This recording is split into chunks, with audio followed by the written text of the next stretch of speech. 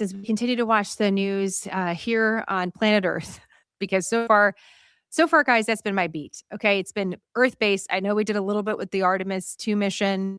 I could extend our reporting area to the moon and back, but the universe is a big place. In fact, it's I'm going to give you a couple data points about how big it is.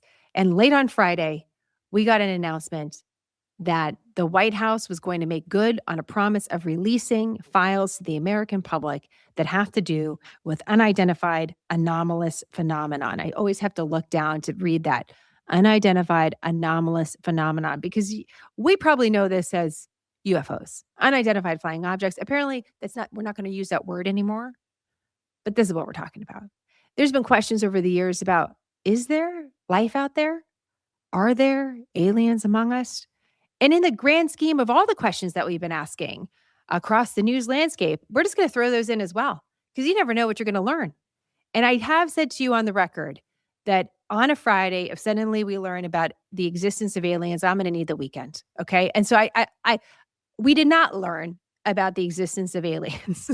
That's what the big takeaway from this is. The following: the US government set up a website. We'll make sure to link to that in the show notes, that is going to release rolling files. These are files that could be a PDF, they could be a video, they could be a photograph. These are sometimes files that were previously classified that no one has ever seen. In some cases, you may or may not have come across some of these images before, whether it's through congressional testimony or otherwise.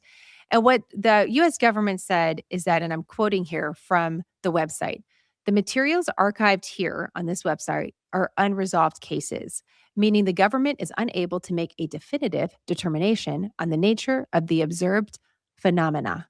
This can occur for a variety of reasons, including a lack of sufficient data, and the Department of War welcomes the application of private sector analysis, information, and expertise. So the White House is saying, listen, this has been talked about for years. We're not going to gatekeep here. We're going to show you different things. And if we can figure out what they are, then why not? So let me show you a video. That was one of the videos that came up here.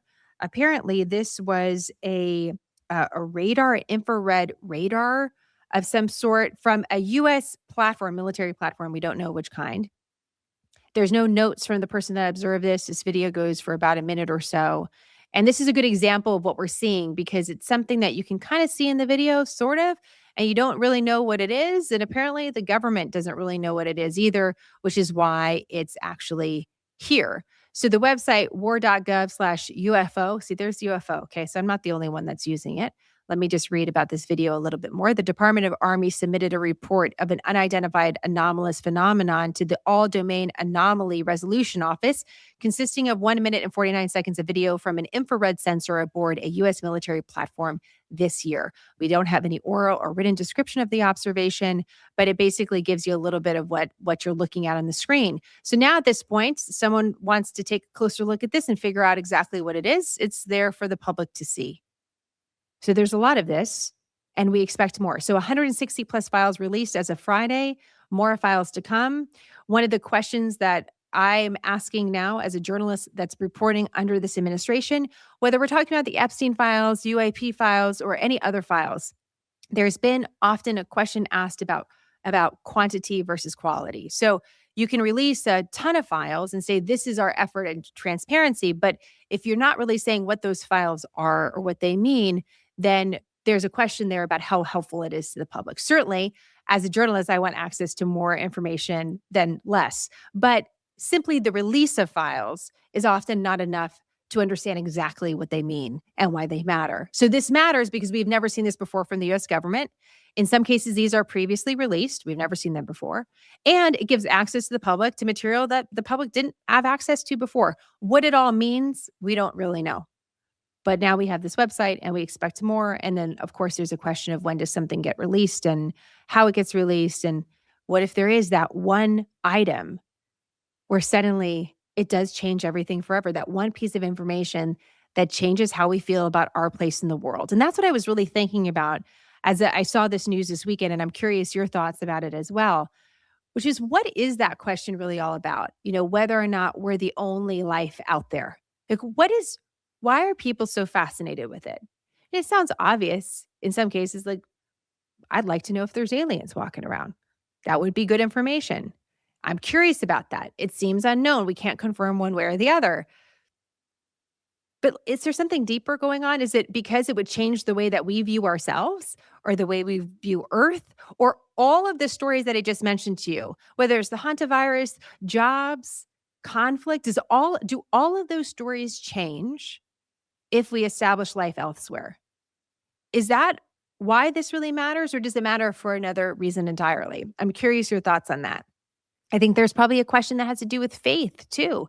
If you're someone that is someone that likes to explore your faith, does that change the way that you're thinking about the world or your faith? If suddenly life is identified elsewhere, does it change the way you just think about yourself? Period, because there's others out there that may not look or sound like you.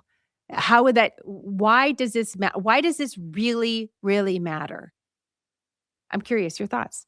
Let me just give you a little bit of a context here, though, because I was having a conversation about this topic this weekend, and you often get people kind of shrug off and say, well, like the universe is big. Like the chances of there being life, you know, probable, right? We would think we mathematically, like I guess we're thinking a process, there's so much possibility out there. How could there not be? But we actually don't know. And what's interesting is you look into NASA's the way that NASA tries to explain the universe. These numbers are so big, guys. It's hard to even you can't even wrap your brain around it because they're so big. Okay, how about this? 1 light year is 6 trillion miles. 1 light year. The observable universe, according to NASA, is 92 billion light years across. Every light year is 6 trillion miles. It is 92 billion light years across. That's the observable universe. And guess what? NASA cannot confirm for us. Again, sounds obvious, but when you say it out loud, it hits different. Whether or not the universe is infinite or finite. We actually have no idea. The amount of unknown is actually overwhelming. And in a lot of ways should encourage our curiosity and maybe add a little humility to what we think we know now, because clearly there's a lot to discover. But just think about that. 1 light year is 6 trillion miles. The observable universe is 92 billion light years across. And we have no idea of whether or not this universe is finite or infinite. And these are our numbers. These are our metrics that we're trying to use to understand the vastness of what lies beyond. So thank you for your support of quick, concise, nonpartisan, smarter news. We'll be here with all the developments on smarternews.com and across social media as well. So find us there, Instagram, X, YouTube, wherever you prefer. We love seeing you and we appreciate your support. Have a great week wherever you are, guys. I'll see you soon. Bye.